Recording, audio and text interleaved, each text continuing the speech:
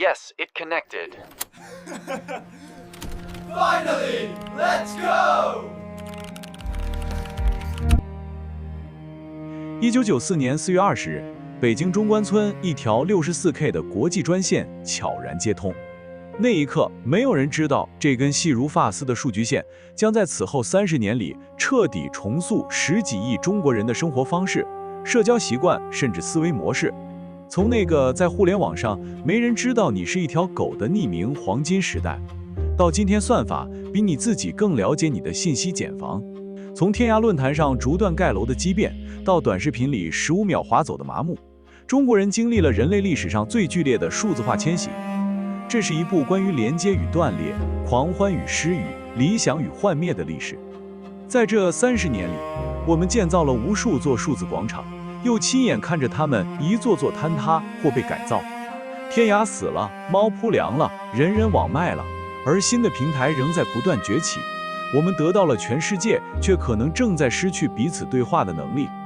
这就是中国互联网社区的30年。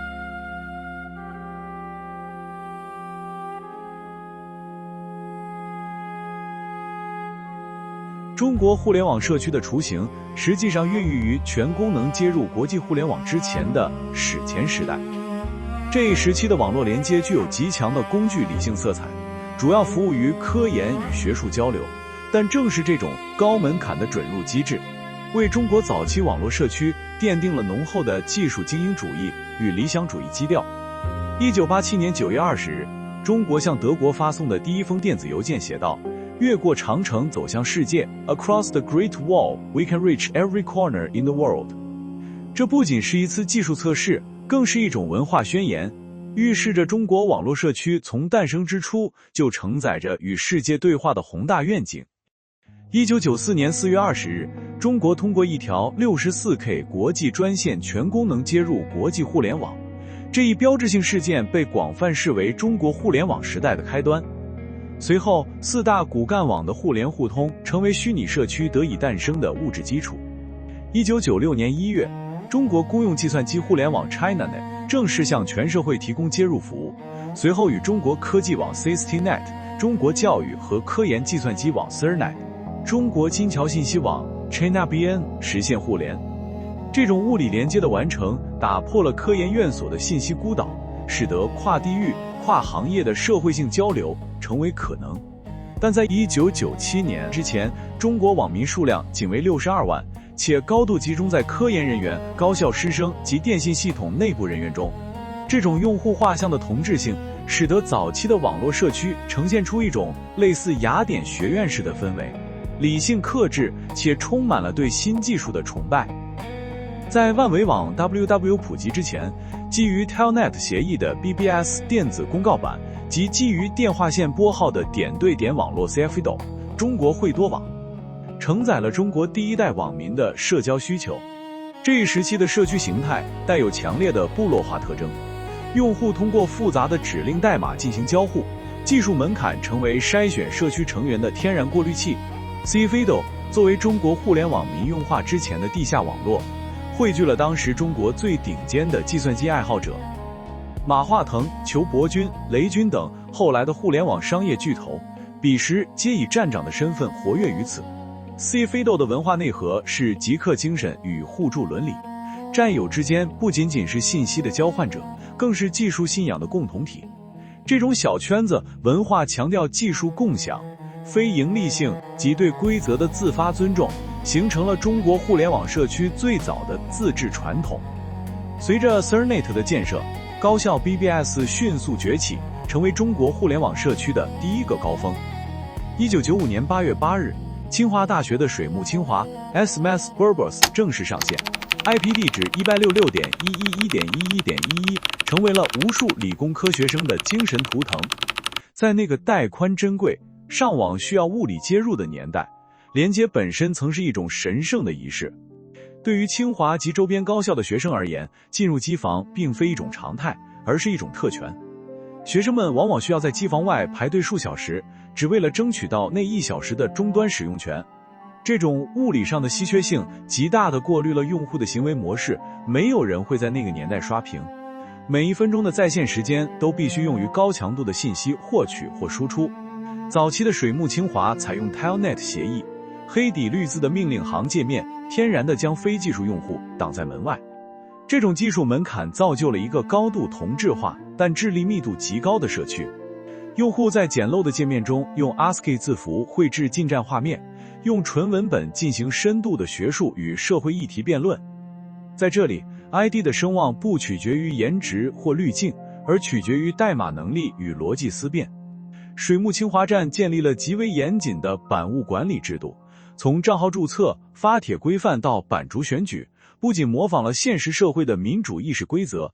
更融入了技术理性的色彩。其基于 Linux、Unix 系统的技术讨论板块，不仅是技术问答的场所，更是此后数年中国开源软件运动的摇篮。在1990年代末，每天有上万人在线，涵盖了当时中国知识阶层的精华。在互联网上，没人知道你是一条狗是这一时期社区精神的最佳注脚。基于纯文本的交流掩盖了现实社会中的阶层、财富与外貌差异，赋予了网民前所未有的平等感。在1998年痞子猜的第一次亲密接触风靡网络时，这种基于匿名身份的精神恋爱成为一代网民的集体记忆。BBS 上的 ID 不仅仅是一个账号，它是个体在虚拟世界中重构的第二身份。这种身份认同往往比现实身份更具粘性，因为它是基于兴趣、才华与思想共鸣而建立的，而非基于血缘或地缘。此外，早期的网络语言开始萌芽，从最初的大虾大侠、恐龙丑女、青蛙丑男到 email 这些词汇的诞生，标志着网络社区开始形成自己独特的亚文化符号系统。这种语言游戏不仅是为了趣味，更是社区成员进行身份识别的暗号。懂得这些黑话，才意味着你属于网虫这个新兴的社会阶层。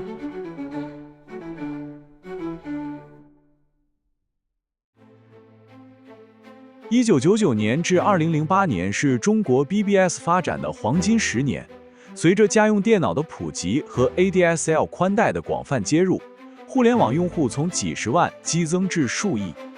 人口红利的释放彻底改变了社区的生态，精英话语逐渐被草根喧哗所淹没，社区形态从单一的高校 BBS 向综合性商业论坛转型，形成了北猫扑、南天涯的双峰格局。1999年3月，公务员邢明创办了天涯社区，最初只是一个讨论投资策略的小论坛，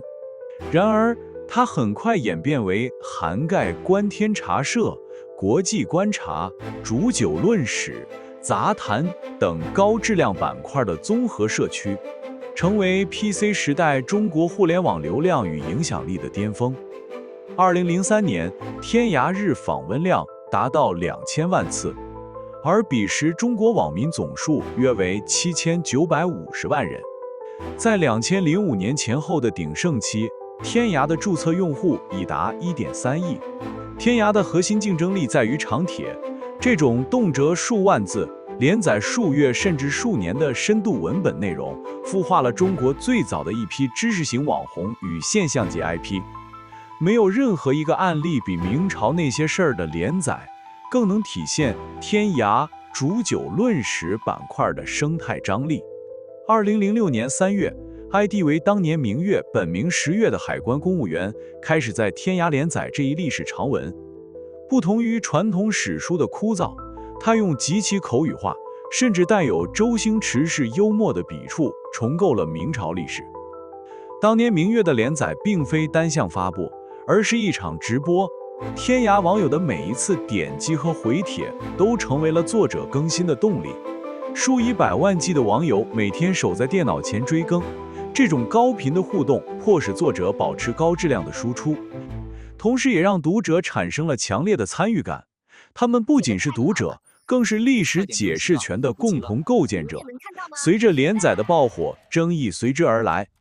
传统历史爱好者指责其戏说误国，甚至有人质疑其点击率造假。在这场混战中，反对派采取了刷屏战术，甚至在评论区张贴恐怖或恶心的图片，以驱赶读者。这场混战最终导致当年明月出走新浪博客，但也确立了中国互联网内容生产的一个核心逻辑：流量即正义，争议即热度。此后，这部作品以超过2000万字7卷本的规模出版，销量突破3000万册。类似的神帖还包括天下霸唱的《鬼吹灯》、孔二狗的《黑道风云20年》，以及2009年60岁的杨本芬分享母亲传记秋园的帖子。这部作品后来被出版界誉为女性版的《活着》。这些作品的诞生，证明了在碎片化时代到来之前，网络社区曾是深度阅读与长篇叙事的沃土。天涯的另一重身份是当时中国最具影响力的公共舆论场。在传统媒体监督缺位的背景下，天涯成为了社会痛点的集散地与放大器。2003年的孙志刚案，2007年的山西黑砖窑事件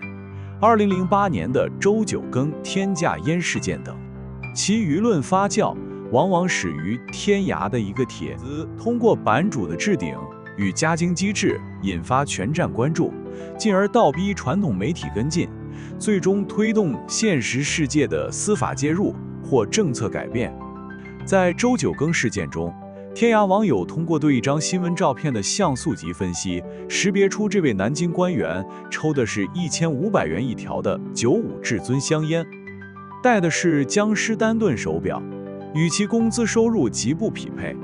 这种基于分布式的网络反腐，展现了天涯网友极强的公民意识与行动力，也让跨省追捕等词汇一度成为社区热词，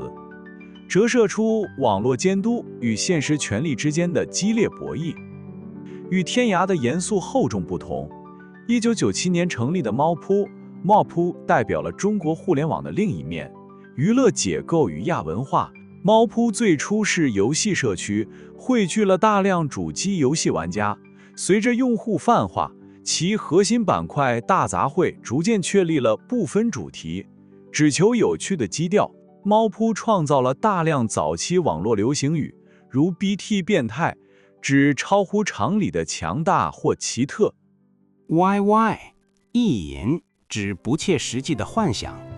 233大笑，源自表情包代码。猫扑用户自称 Mopper， 形成了一套独特的排他性语言体系，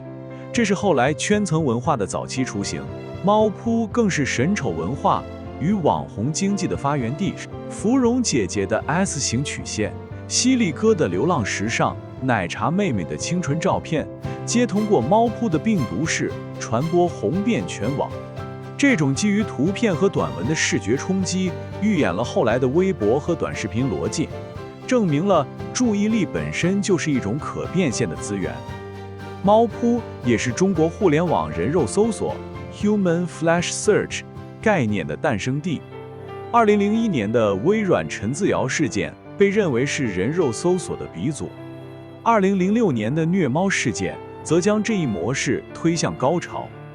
一段中年妇女高跟鞋踩踏小猫的视频激怒了网民，猫扑和天涯网友联手，通过视频背景中的标志性建筑黑龙江罗北县名山岛公园，在短短6天内锁定了当事人及其拍摄者，并公布了其姓名、单位、电话及家庭住址。最终，当事人被单位辞退。这一事件确立了人肉搜索道德审判的合法性外观，但也开启了网络暴力的潘多拉魔盒。2003年上线的百度贴吧，利用百度的搜索引擎流量优势，创造了关键词及社区的全新模式。这一产品形态极大地降低了建站和参与门槛。任何一个关键词，无论是明星、游戏、小说还是抽象概念，都可以瞬间生成一个独立的论坛。李毅吧、帝吧是贴吧文化的集大成者。该吧最初因嘲讽中国足球运动员李毅，绰号大帝而建立。由于李毅的一句天亮了即护球像亨利被网民疯狂解构，聚集了大量持有反讽精神的网民。在长期的演变中，李毅吧逐渐脱离了足球范畴，演变为解构一切严肃宏大叙事的百度卢浮宫。在这里诞生了屌丝这一自嘲式身份认同，与高富帅相对，屌丝代表了在社会转型期感到失落、无力且边缘化的年轻男性群体。他们通过自轻自贱来消解现实的压力。这种亚文化迅速溢出贴吧，成为一种国民性的文化现象。贴吧的组织结构极易动员大规模的群体行动。2007年的621爆吧事件是贴吧历史上规模最大的网络冲突之一。因李毅吧与李宇春吧当时的第一大吧的粉丝积怨，李毅吧组织了数万网民在李宇春吧疯狂刷屏，导致其版面瘫痪。这种爆吧行为既是粉丝文化极端排他性的体现，也是一种原始的、充满破坏力的网络动员能力的展示。这一时期，基于社区的人肉搜索成为一种独特的中国互联网治理难题。从2006年的同须门，一名魔兽世界玩家被曝与他人妻子有染，遭全网追杀，到2008年的人肉搜索第一案王飞诉北非候鸟网战案，人肉搜索在填补社会监督缺位的同时，引发了严重的隐私侵犯危机。针对日益失控的网络暴力，立法机关开始介入。2009年，刑法修正案期增加了出售、非法提供公民个人信息罪，为人肉搜索划定了刑法红线。随后，2017年的司法解释进一步明确了非法获取公民个人信息的入罪标准。这一过程标志着互联网社区从丛林法则向法治社会的艰难转型。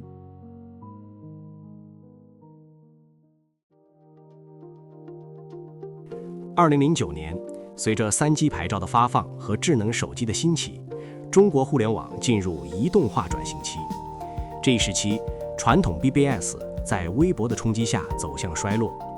微信的诞生重塑了移动社交格局，而 B 站、知乎、小红书等日后改变中国互联网版图的新势力也在此时悄然萌芽。这是一个旧秩序瓦解、新格局孕育的关键转折期。在 Facebook 模式的启发下，中国出现了以人人网、原校内网和开心网为代表的 SNS 浪潮。人人网通过实名制和校园关系链，在2005到2010年间几乎垄断了中国大学生的社交时间。它成功地将线下同学关系映射到线上，创造了极高的用户粘性。找同学、上人人成为一代人的口号。人人网的状态功能是微博的前身，而其的偷菜、抢车位等社交游戏则开创了社交娱乐化的先河。然而，人人网的衰落源于其未能抵挡微信的降维打击。当2011年微信诞生，将社交关系从 PC 端无缝迁移到移动端，并提供更及时的通讯体验时，基于 PC 浏览器的 SNS 迅速显得笨重且过时。此外，人人网在转型过程中的战略失误，如盲目做直播、二手车，甚至区块链，加速了用户的流失。最终，人人网在2018年被出售，成为一段青春的墓志铭。2009年，新浪微博的上线是传统 BBS 走向没落的致命一击。微博打破了 BBS 板块、帖子、回复的树状结构，采用了关注、信息流的网状结构。140字的限制极大地降低了表达门槛，让随手拍和即时评论成为可能。在动车事故、郭美美事件等公共危机中，微博展现了比 BBS 更快的传播速度和更强的动员能力。虽然微博初期仍由公知和大 V 主导，但其流量吸红效应显著，天涯、猫扑等论坛的优质创作者迅速迁移至微博，论坛逐渐沦为微博内容的搬运工或素材库。更重要的是，用户的阅读习惯发生了不可逆的改变，深度阅读让位于碎片化的信息流刷屏，耐心成为了稀缺资源。2011年，微信诞生。2012年8月推出的微信公众号是中国媒体史上的一次核爆炸。张小龙团队最初的设想是做一个连接企业与用户的 CRM 管道，但市场迅速将其异化为一个去中心化的内容分发平台。公众号打破了新浪、搜狐等门户网站的编辑权垄断，任何个体都拥有了自己的报纸。不同于 BBS 需要用户主动去逛，公众号直接推送到用户的聊天列表。这种强提醒机制赋予了内容极高的打开率，造就了2012到2015年的红利期。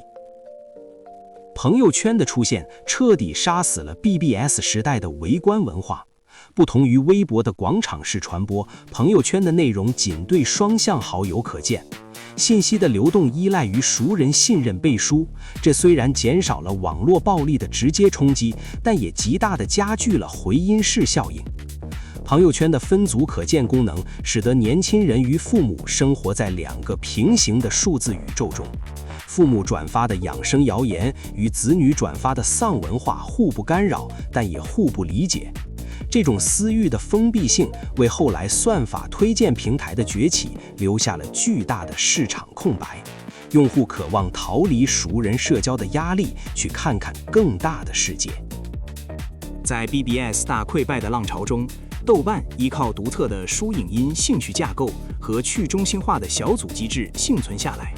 豆瓣小组接过的 BBS 的接力棒，成为高粘性的兴趣社区。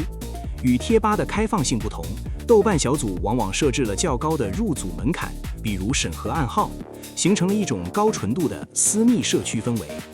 豆瓣小组因其高度的同温层效应，往往能孕育出极端的亚文化。例如，父母皆祸害小组聚集了大量深受原生家庭伤害的年轻人，他们在这里控诉父母的控制与虐待。这种讨论触及了中国传统孝道文化的痛点，引发了心理学界和社会学界的广泛关注，同时因激进言论多次面临整改。豆瓣证明了，在移动时代，基于强烈价值观共鸣的部落化社区仍有生存空间，但也容易陷入信息茧房和情绪极化的陷阱。2009年6月26日，徐艺网名9bishi创建了 Miku Fans， 这便是日后 B 站、哔哩哔哩的前身。2010年1月24日正式更名为哔哩哔哩，取自《魔法禁书目录》中的人气角色玉灿美清的昵称哔哩哔哩放电的拟声词。B 站最初只是一个小众的 ACG 动画、漫画、游戏爱好者聚集地，但它引入的弹幕功能，从日本弹幕视频网站 Nico Nico 移植而来，彻底改变了视频观看的社交市井。弹幕将观看这一私人行为转化为在场的集体仪式。屏幕上飘过的文字创造了一种超越时空的共识性体验，让处于不同物理空间的用户感觉是在一起看。对于独生女子拟代而言，这种机制极大地满足了孤独感排遣和归属感需求。早期的 B 站用户高度同质化，他们是二次元文化的忠实拥趸，用前方高能、弹幕护体等黑化构建起了独特的社区认同。在这一时期， B 站还处于野蛮生长的阶段，没有版权，没有商业化，全靠用户自发上传搬运的日本暗话和鬼趣视频。正是这种纯粹的爱好者社区氛围，为 B 站日后的独特文化基因奠定了基础。B 站早期还实行邀请码制度，新用户需要通过老用户赠予的邀请码才能注册。这种门槛机制维持了社区的纯度与认同感。2011年1月26日，知乎正式上线，采用严格的邀请制注册。对标美国的 Quora， 知乎最初定位为高质量的知识问答社区。创始人周源邀请了李开复、马化腾、王兴、徐小平等互联网和投资界大佬入驻，使得知乎在创立之初就笼罩着浓厚的精英光环。认真你就赢了，成为知乎早期的精神内核。在邀请制时期，2011到2013年初，知乎的问答质量极高，答主往往是各行业的专业人士，回答具有很强的理性与专业色彩。这一时期的知乎，某种程度上延续了水木清华 BBS 时代的精英讨论传统，只是载体从长帖变成了问答。早期知乎的典型用户画像是1、2线城市的互联网从业者、创业者、投资人、媒体人，他们在这里分享行业洞察、职业经验和人生思考，形成了一个高密度的知识交流场域。这种邀请制造就的稀缺性，使得在知乎被邀请回答问题本身就成为一种身份认同和社交货币。2013年6月，毛文超和瞿芳创立了小红书，最初，它只是一份香港购物攻略的 PDF 文档，发布在网上供自由行游客下载。彼时正值中国中产阶级崛起、海外购物热潮兴起之际，这份攻略意外走红，下载量迅速突破50万。同年12月，小红书 APP 正式上线。早期的小红书是一个纯粹的海淘购物攻略社区，用户在这里分享境外购物心得、免税店攻略、产品真假辨别方法。社区内容高度垂直，用户画像也非常集中，以1、2线城市的年轻女性白领为主。他们有消费能力，有出境需求，热衷于分享购物体验。在这一萌芽期，小红书尚未形成日后标志性的种草文化和生活方式平台定位，但它已经确立了一个核心逻辑：真实用户的真实体验分享比广告更有说服力。这种 UGC 用户争内容驱动的信任机制，将成为小红书日后崛起的核心竞争力。2009到2013年是中国互联网社区发展史上承上启下的关键时期。在这5年里，传统 BBS 的辉煌彻底落幕，微博的更快速度、更低的门槛吞噬了公共讨论的空间。微信以私域社交和公众号生态重构了魔动互联网的底层逻辑。而 B 站、知乎和小红书这3个日后改变中国互联网版图的平台，都在这一时期悄然诞生。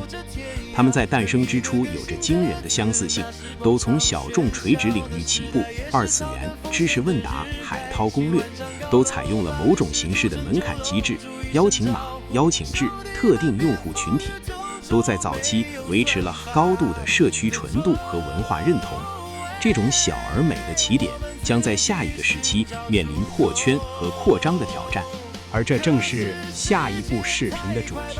深的角落都拆得七零八落，从前的车马慢，如今只有15秒的烟火。我们不再是版主，也不再慢慢盖楼在算法支撑的建立。谁还记得谁的爱你曾那么富有，那些深铁成了传说，就像沉默的亚特兰大。